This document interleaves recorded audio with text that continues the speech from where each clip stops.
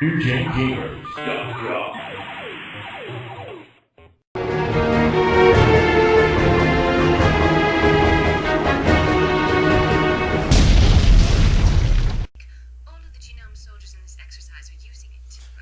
So here they're talking about some genetic experiments that are going on with the Army, and so these are the cyberpunk themes that are underlying in this series. A lot of genetic experimentation, a lot of different cloning things that are going on. If you get into the storylines, which we're not going to give it all away because you've got to experience the story yourself to appreciate it's it. Good but 20 some hours too. Yeah, we don't have that much time. Right, but if you enjoy a really good, gritty, kind of on a cyberpunk theme with the experimentations and things they're doing with the Army, it's really a kind of dystopian, a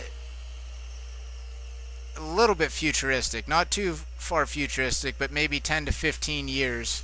And we're preparing for the release of Metal Gear Solid 4, which will then conclude the series and is set far in the future, I believe. Yeah, fairly far into the future, and Snake's an old man. But is it really Snake? Is he a clone? Is he a robot? Who really knows with this game? I'm sure there's going to be a ton of surprises, and anyone who's played any of these games knows that the story just screws with you at every turn. And you never really know what's up and what's what, which adds even more to the feeling of isolation and desolation in this story, because, you know, you're like, is it really worth it? You really feel for the character and his plight of, does he even want to continue with what he's doing, because it's just so screwed up. Great game, great game.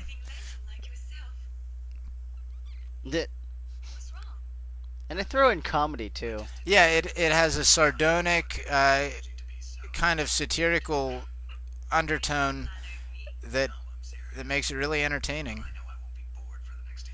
Now see, he's hitting on her.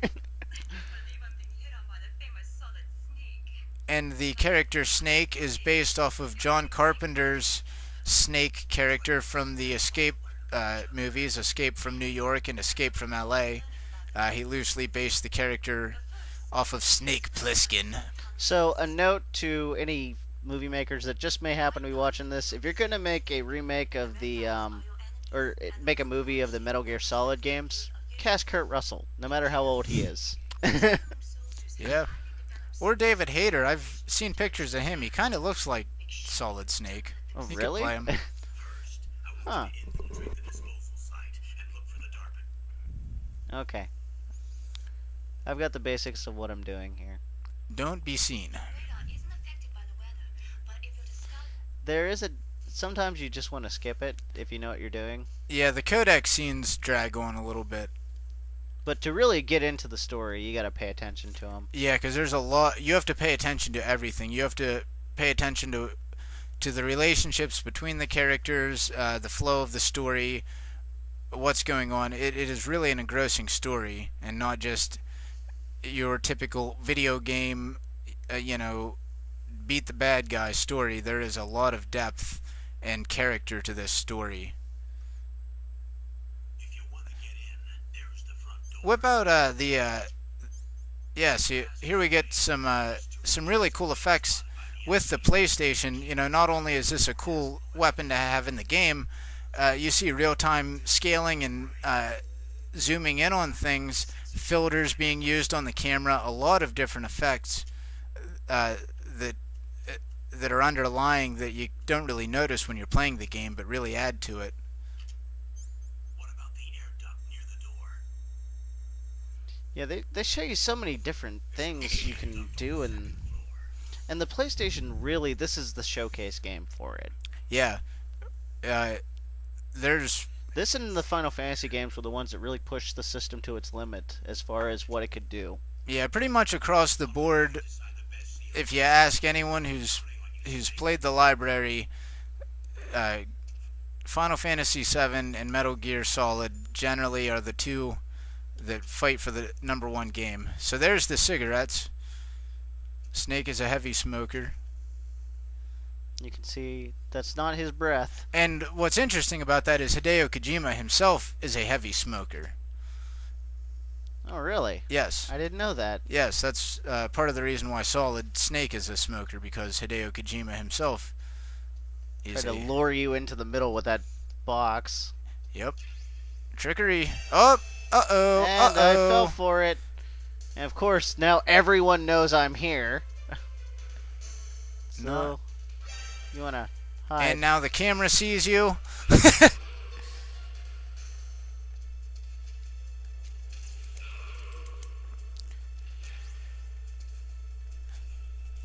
And so, as you see, unlike most action heroes, you don't come in blaring with a big gun. You've got to fight with your fists and hands. You've got limited amounts of weapons and supplies, and have to manage what you do have for the bigger battles. Now he's unconscious now. Can you still see me? Yep. Damn it. And that's what's interesting, is the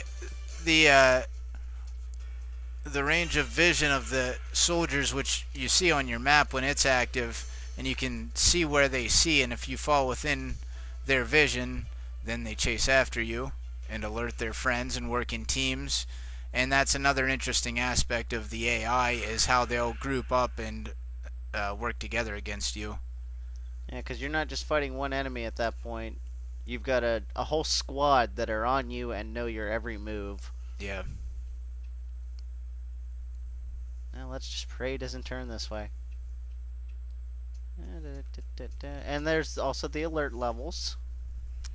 As you can see, there's a camera there. So we're gonna... Uh-oh. And I die. Alright, folks. I believe we're gonna wrap up the PlayStation there. So, anything else you want to throw in about the PS1? It was a really good console and was worthy of winning its generation, because it offered everything that people wanted. Yeah, we looked at the other consoles in this war. The Sega Saturn and the N64 were the direct competitors, and they could not compete. There were some other lesser attempts, such as the Jaguar, which failed horrendously. The 3DO was kind of in that generation early on and failed. Nobody could really get a CD system down, because most of those other companies tried to make these interactive entertainment systems that couldn't actually push games. The game companies didn't make the right systems, and Sony took everything. Yeah, it was just a matter of right place, and right there you time just for ran Sony. right through all of that.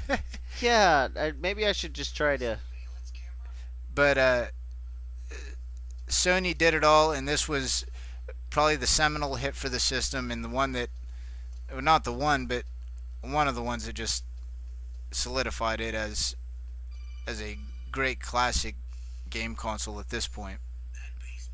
Because this game still holds up. I mean, you could still sit down and enjoy every second of this game. Well, they made just a graphical update for for the GameCube, and it was great. Yeah. It still played, like the game was released yesterday. Yeah, and they didn't really do too many gameplay tweaks. They just did graphical upgrades, and which is good. They didn't need to.